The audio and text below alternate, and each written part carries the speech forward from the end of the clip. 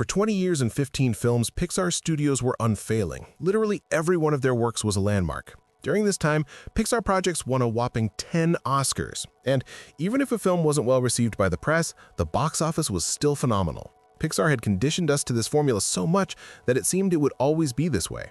But in 2015, everything changed. The cartoon, The Good Dinosaur, cost the studio $350 million, $200 million for production, and another $150 million for advertising. And not only did it receive mediocre reviews from critics and audiences, but for the first time in the studio's history, it also crashed at the box office.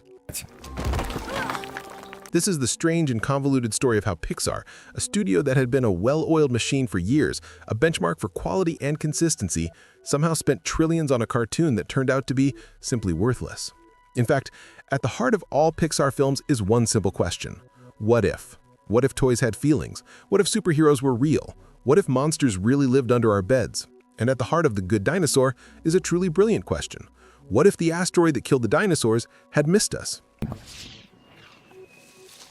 And here, it would seem, is such scope for imagination. You can imagine literally anything: how dinosaurs evolve, what their society will be like, how they will coexist with humans. Knowing how meticulously Pixar creates its world, Zootopia would be a real winner. Dinosaur farmers. Yes, that's all the imagination could come up with for those who had previously imagined a parallel world of monsters where the main source of energy is the screams of children. And not even some farming community, but a single family of 5 dinosaurs, one of which is our main character, Arlo. Pixar has always been able to make you empathize with anyone: toys, monsters, cars, Mexicans. But even with all the effort, it's impossible to empathize with Arlo.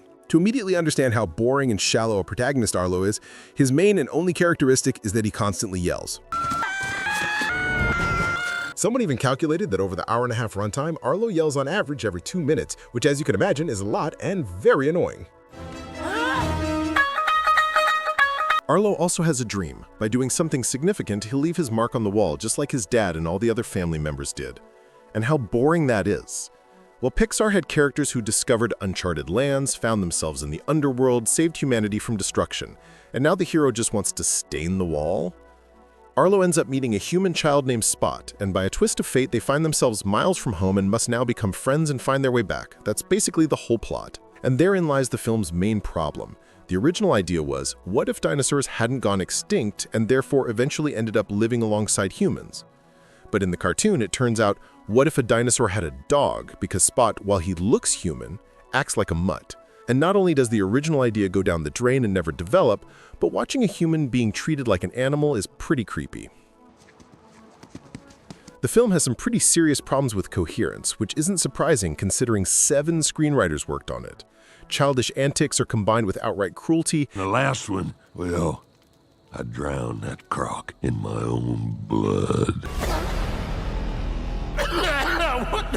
And some simply bizarre scenes, like a drug trip under the influence of berries or the appearance of a strange dinosaur shaman. By the way, do you know who that is? One of only 5 dinosaur species shown in the film. Compare that to Finding Nemo, where in the opening scene alone you could count several dozen different fish, and then as the story progresses we encounter underwater monsters, sharks, jellyfish, and turtles.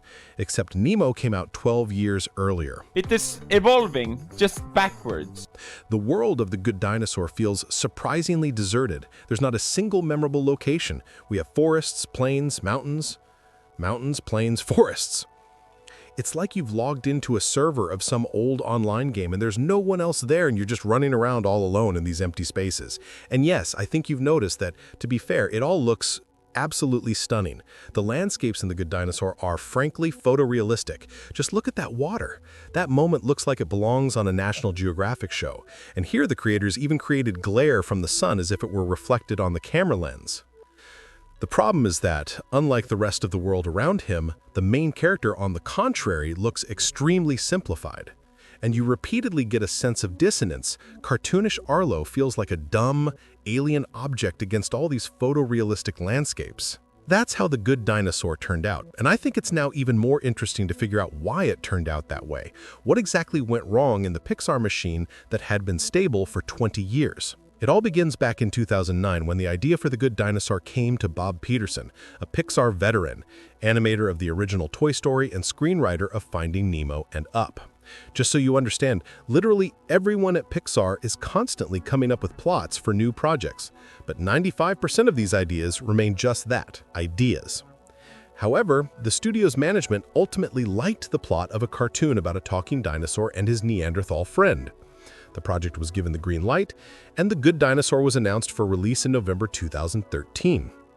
The production cycle for any Pixar film takes about 4 years on average, so from the moment of the announcement, everything seemed to be going smoothly. Even the first warning sign, the premiere being delayed by 6 months, didn't cause much concern.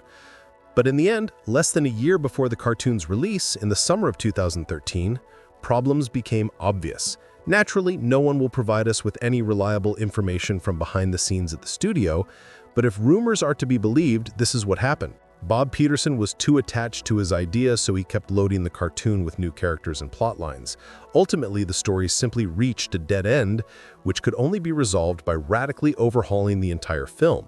We were developing that for several years, and it got very complicated. It was like a boy and dog story, and then it became a father-son story, and then it became about trying to change a community, and there were other little storylines in there mixed in well. And since Peterson flatly refused to change anything, Pixar's management had no choice but to remove him as director. We essentially just stopped the production, which I don't think has ever been done at Pixar, and just literally started over.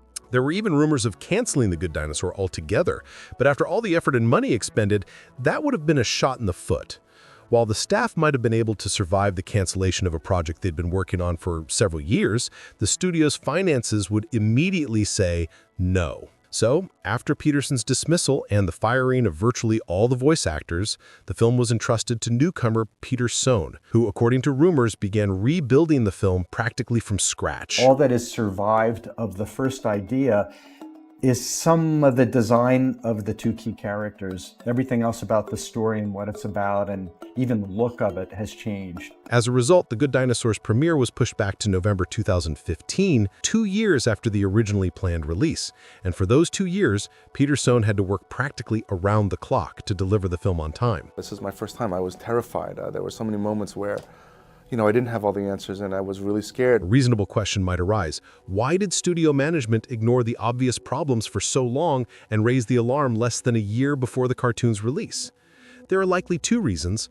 Firstly, after years of working as an animator and screenwriter, The Good Dinosaur was supposed to be Peterson's full-time directorial debut, and as a studio veteran, management had a lot of confidence in him.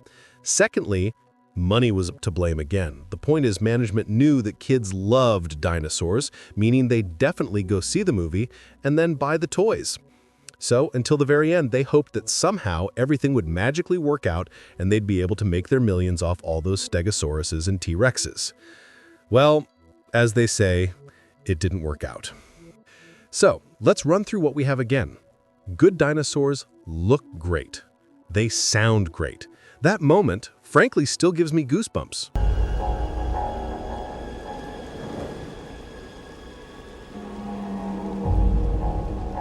But it has a completely unbalanced tone, a weird setting, and empty characters who, as soon as they open their mouths, find themselves praying to every god imaginable for it to end.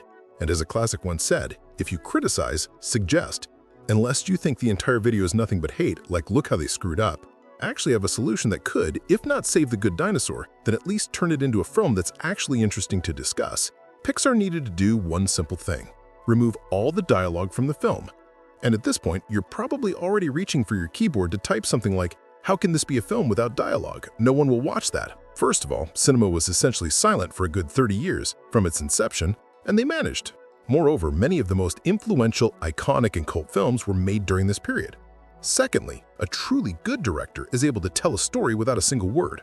Stanley Kubrick's 2000: A Space Odyssey included 25-minute-long scenes without a single line. And in Nicholas Winding Refn's Valhalla the Viking Saga, all characters had 120 lines throughout the entire film, and it worked beautifully.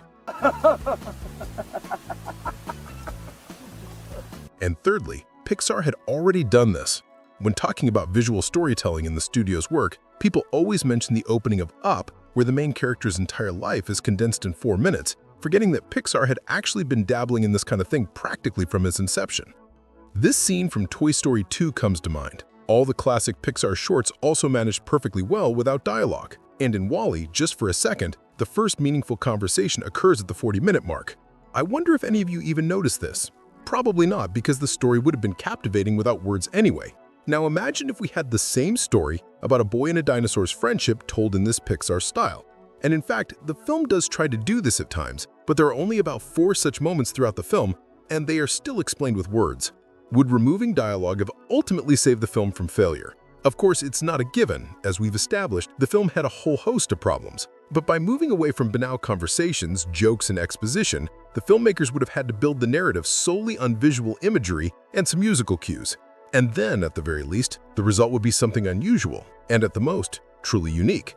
After all, as Brad Bird, director of The Incredibles and Ratatouille, rightly noted, animation isn't just a genre, it's a form, and it can be absolutely anything.